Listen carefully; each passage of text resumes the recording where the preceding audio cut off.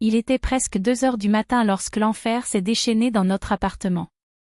Un bruit assourdissant de coups à la porte et des cris désespérés m'ont arraché du sommeil.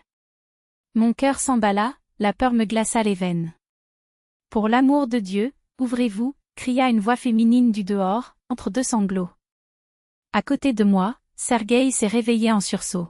« Que se passe-t-il » marmonna-t-il, toujours abasourdi. J'ai jeté un coup d'œil par le trou de la serrure et j'ai vu sa mère, Lydia Nikolaïevna, échevelée, en robe de chambre, le visage baigné de larmes. « Sergueï, c'est ta mère » prévins-je, la voix tremblante. Il sauta du lit et ouvrit la porte en un instant. Elle entra en titubant, ses pleurs étouffés par ses mains. « Mon fils » Anastasia. « Au secours !»« C'est une tragédie » balbutie-t-il entre deux sanglots. Sergueï la serra fort dans ses bras. « Maman, calme-toi. » Que s'est-il passé, essaya-t-il de la calmer, mais elle ne put que balbutier, ils ont arrêté Oleg. Ils l'ont emmené ce soir. Oleg, le frère cadet de Sergueï, travaillait depuis 30 ans dans une entreprise de construction. Pourquoi ? Ai-je demandé en lui versant un verre d'eau. On dit qu'il a détourné 3 millions. Mais c'est un mensonge, mon fils ne ferait jamais ça, gémit-il, les mains tremblantes. Qui a dit ça, Lydia ? Demanda Sergueï en fronçant les sourcils. Un avocat a appelé. Il a dit que l'affaire était grave, qu'il pourrait conduire à 5 ans de prison. Mais cela peut être résolu si nous payons maintenant. La méfiance m'a envahi. Tout cela semblait trop suspect, trop pratique. De quel avocat s'agit-il ? Comment avez-vous obtenu votre numéro ? A demandé Sergueï en croisant les bras. Je ne sais pas. Il a dit qu'Oleg avait demandé à nous contacter, qu'il avait besoin d'une aide urgente de sa famille. Elle déglutit difficilement. Et combien veut-il ? Ai-je demandé, sentant déjà le piège. 500 000, jusqu'à demain. Sinon, il vous transfère en prison, s'effondre-t-elle, les larmes redoublant. Quelque chose n'allait pas, maman, as-tu parlé directement à Oleg ? Sergueï a insisté. Non. L'avocat a dit qu'il était en probation, mais la situation est critique. Probation ? Répéta Sergueï avec incrédulité. Cela signifie qu'il est à la maison, alors. Pourquoi ne l'appelons-nous pas ? L'avocat a dit que si on ne payait pas, il l'emmènerait demain en vraie prison, argumente-t-elle, angoissée. Plus j'écoutais, plus c'était clair, c'était un canular. Une arnaque classique. Ils appellent les membres de leur famille, inventent une situation d'urgence, exigent de l'argent immédiat. Maman, as-tu essayé de contacter Oleg ? J'ai demandé.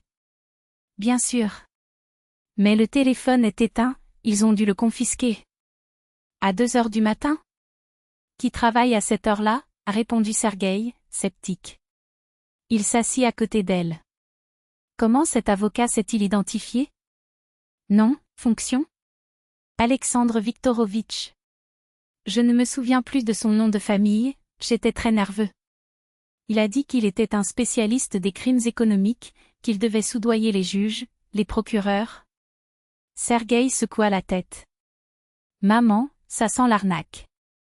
Les avocats sérieux n'appellent pas la nuit pour demander de l'argent. Comment ça, coup d'État ? Mon fils est arrêté, s'est-elle indignée. Nous vérifierons. S'il est réellement détenu, il ne disparaîtra que demain. Mais s'il s'agit d'une fraude, nous économiserons un demi-million, ai-je expliqué. Sergueï a accepté. Anastasia a raison. Tout d'abord, nous confirmons l'information. Soudain, le téléphone sonna. Numéro inconnu. Répondu. Bonjour. Bonsoir. Je m'appelle Alexandre Viktorovitch, avocat.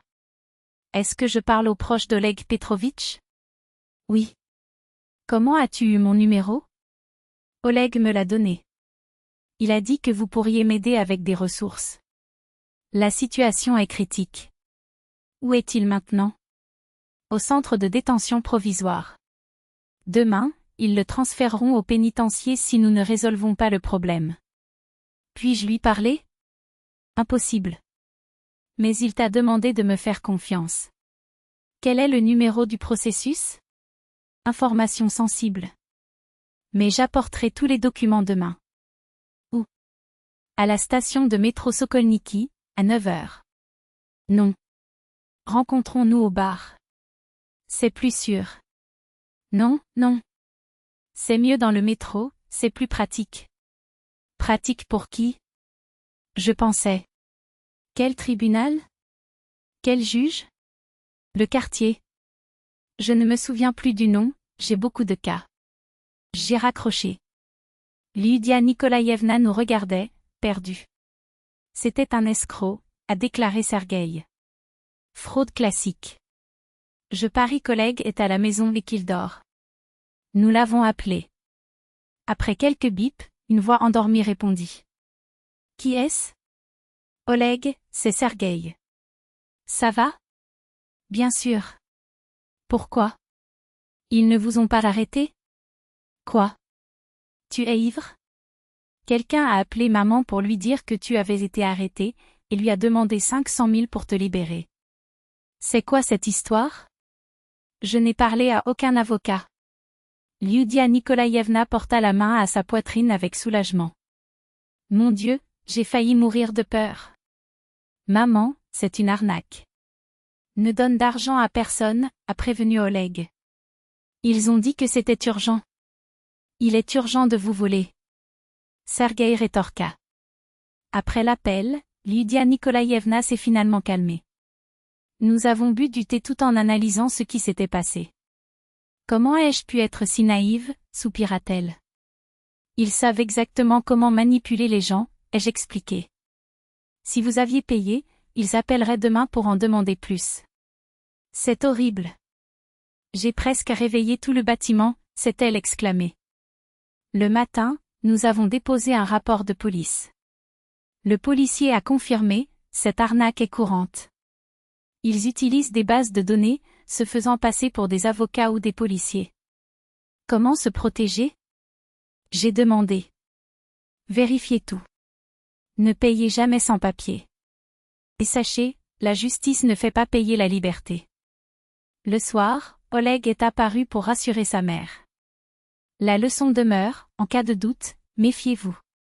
Les escrocs comptent sur le désespoir. Ne le laissez pas obscurcir votre jugement. Oleg est resté ferme, assurant que tout irait bien, mais pas avant de renforcer la règle d'or. Maman, si quelqu'un appelle encore avec ces histoires, raccroche immédiatement et appelle-nous. Si quelque chose arrive vraiment, c'est nous qui te contacterons ou nous viendrons vers toi. Lydia Nikolaïevna Kevala hocha la tête, les yeux encore humides, mais désormais plus sereins. Maintenant, je sais. Ils m'ont tellement fait peur, murmura-t-il, comme s'il revivait ce moment de panique. Et c'est alors que la véritable leçon s'est révélée, la peur pour ceux que nous aimons fait de nous des proies faciles.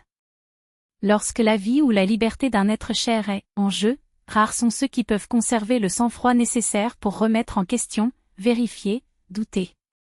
C'est précisément dans ce fossé émotionnel que les criminels opèrent tels des vautours, attendant que le désespoir éclipse la raison. Mais cette fois, nous n'avons pas cédé. Nous ne nous sommes pas laissés emporter par la première vague d'émotions. Nous choisissons de faire une pause, d'enquêter, de confirmer. Car un demi-million de roubles n'est pas une somme qu'on donne à des étrangers en pleine nuit, encore moins sous de vagues menaces et dans une hâte suspecte. C'est la sueur des années, la sécurité d'une famille, l'avenir qui ne peut être gâché par un appel téléphonique malveillant. Le calme a permis d'économiser plus que l'argent, il a sauvé la dignité de ne pas céder à la terreur. Et c'est effectivement une victoire qu'aucun escroc ne pourra voler.